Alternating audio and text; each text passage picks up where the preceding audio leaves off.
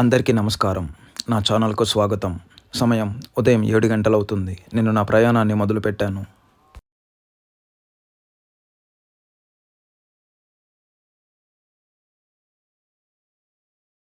ప్రకృతిని ఎంతగానో ఇష్టపడే నేను ఈ దట్టమైన శేషాచలం అడవుల మధ్యలో ఉన్న శివకోన జలపాతాన్ని చూడ్డానికి బయలుదేరాను.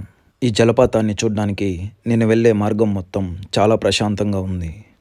ఈ జలపాతాన్ని చేరుకోవడానికి దట్టమైన అడవిలో నేను 2 నుంచి 3 కిలోమీటర్లు ప్రయాణించాల్సి ఉంటుంది.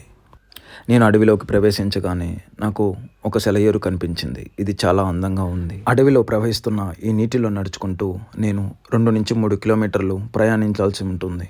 ఈ ప్రయాణం నాకు ఎంతో ఆనందంగా అనిపించింది. ప్రకృతి నుంచి వర్షం రూపంలో వచ్చిన ఈ నీరు చాలా స్వచ్ఛంగా ఉన్నాయి.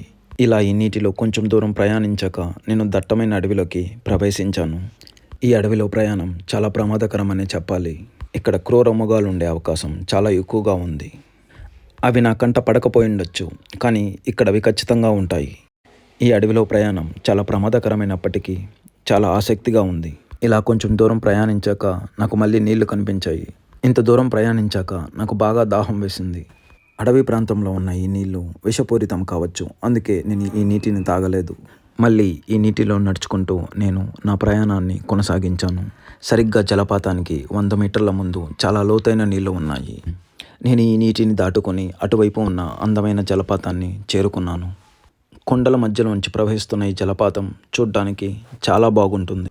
కొండపై నుంచి ప్రవహిస్తున్న ఈ నీరు చాలా వేగంగా వస్తున్నాయి. ఈ జలపాతం నుంచి నీళ్లు కిందకు పడే ప్రదేశం చాలా లోతైనది. ఇది సుమారుగా 70 అడుగుల లోతు ఉంటుంది. ఈ జలపాతానికి దగ్గరగా వెళ్ళడం అంత మంచిది కాదు. ఈ జలపాతం దగ్గర నేను ప్రశాంతంగా చాలా సమయం గడిపాను. కొంచెం సమయం తర్వాత నాలో ఏదో తెలియని సందేహం మొదలైంది. అసలు ఈ నీరు ఎక్కడి నుంచి మొదలై వస్తున్నాయో తెలుసుకోవాలనే కోరిక నాలో చాలా ఎక్కువైంది. కొంత సమయం ఆలోచించుకొని 70 అడుగులకు పైగా ఉన్న ఈ కొండని ఎక్కాలని నిర్ణయించుకున్నాను. నాకు తెలుసు ఈ కొండని ఎక్కడం అంటే చాలా ప్రమాదకరమైనదని, కానీ నేను అన్నిటికీ సిద్ధపడే ఈ నిర్ణయం తీసుకున్నాను. ఇంకా ఈ కొండని ఎక్కడం ప్రారంభించాను. ఈ కొండని ఎక్కడం నేను అనుకున్నంత సులభం కాదు. ఈ కొండపైకి వెళ్ళడానికి మార్గం సరిగా లేదు. ఈ కొండ చాలా నిటారుగా ఉంది. ఇక్కడ ఉన్న ఈ తాడు సాయంతో కొండపైకి ఎక్కడానికి 2 సార్లు ప్రయత్నించి విఫలమయ్యాను. వెనకకి వెళ్ళాలనే ఆలోచన నాకు రాలేదు.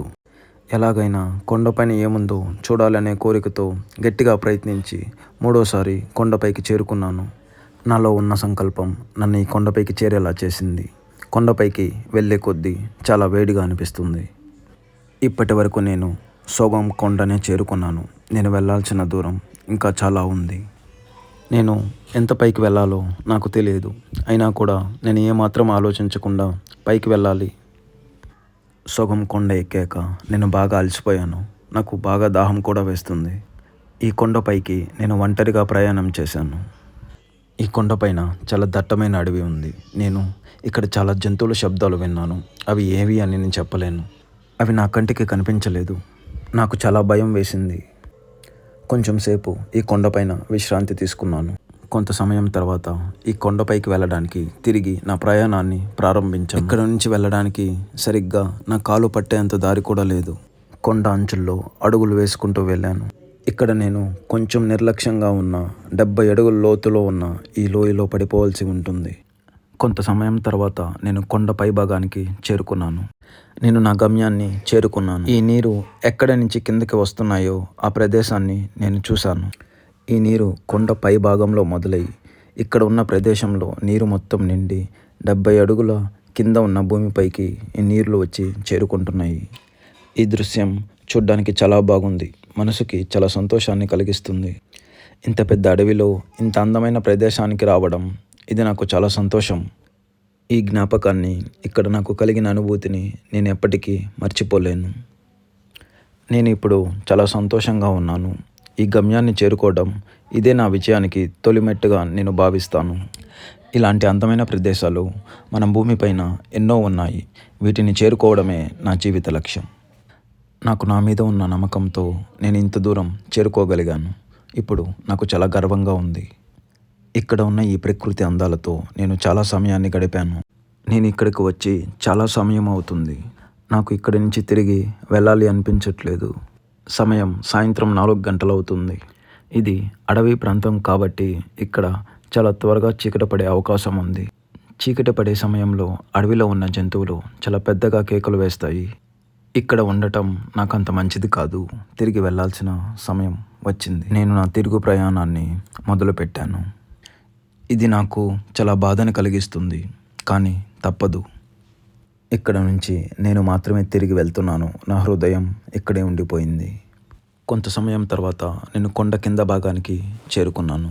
కానీ నా కళ్ళ ముందు ఇంకా నేను కొండపైన చూసిన ఆ ప్రదేశం కనిపిస్తూనే ఉంది. బహుశా నాకు ఆ ప్రదేశం పైన ఉన్న ఇష్టం వల్ల కావచ్చు అనుకుంటా. నేను దీని గురించి మర్చిపోవడానికి ప్రయత్నిస్తాను. ఇప్పటికే నేను బాగా అలసిపోయాను. నాకు విశ్రాంతి కావాలి. నేను ఈ రోజుకి బాగా విశ్రాంతి తీసుకుంటాను. నేను తిరిగి నా నివాసానికి బయలుదేరాను. నేను మళ్ళీ రేపు నా ప్రయాణాన్ని ప్రారంభించాలి కాబట్టి ఈ రోజుకి నా ప్రయాణాన్ని ముగిస్తున్నాను.